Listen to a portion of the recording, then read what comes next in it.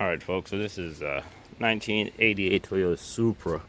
Gotta change the power steering pump on. You see it right there. So let's get into it and I'll tell you what tools you need to get it done.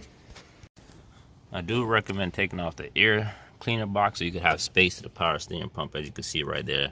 And you're just gonna need a 10mm to loosen these bolts to get the air cleaner off.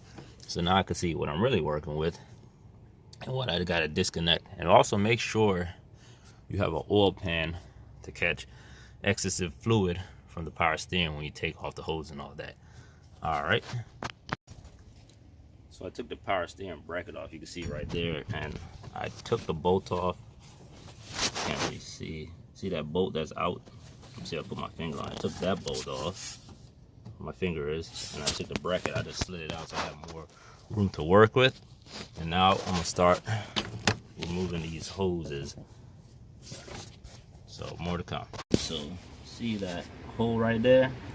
That is the bolt that will loosen and free up power steering pump. That also is a 9/16. God dang it. This is basically what the bolt looks like, and it goes right there. And this is what basically takes the tension off it. It's basically what holds the bolt, holds the power steering in place. So once you take this off, you'll be able to freely move the power steering pump up and down and take off basically the V-belt. And then before you do that, take off the hoses so you have some tension while you're taking it off. So yeah, this is a bolt that's gonna loosen basically the power steering pump from the bracket, and take your hoses off before you loosen this. All right, more to come.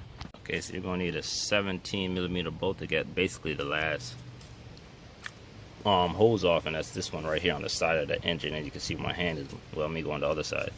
So you get the power steering hose off. That's gonna be a 17mm, and basically the pump's gonna come loose once you get those out. Well, get that bolt off. All right, so more to come. All right, and here is the pump. Now I'm gonna send it to Rock Auto.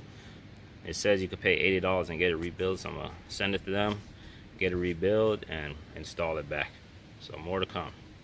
All right, folks, so I got my power steering pump back from Rock Auto, rebuilt. This is my first time ever having them rebuild the power steering pump, and I just want to put a disclaimer out and make sure that you take off any sensors out of the pump or whatever you're gonna have them rebuild, because the company broke it. I called them, they said it was already broken when it got there, which is a lie, because I have video of it, me taking it off with the sensor on and intact. But just a disclaimer, they still did a good job on rebuilding it, so I don't think anything should be wrong when I install it. But just make sure you take off any sensor and just send it without the sensor, but leave everything else on. I got a new sensor, it's about 40 bucks, and you're gonna need 11/16 to tighten this on. But you'll see once I'm done installing the power steering pump. All right, more to come, peace. All right, so back on the Supra, put on a new pump, tighten up everything, but then it started leaking right here. See on my driveway, got all that fluid. And you see right there, it's still leaking some. It was due to this hose right here. I guess there was a cut in it, but I bought a new piece of hose from AutoZone, so I'm just gonna put it on and she should be good to go. So this should be the end of this. Hold on, more to come. All right, so I done changed the hose that was leaking down here. Now, crap.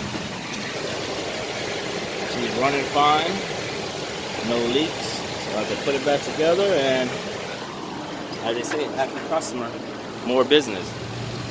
But yeah, she's good to go now. No more leaks. So that's how you change power steering pumping on a 1988 to probably what, 92 Toyota Supra. All right, later.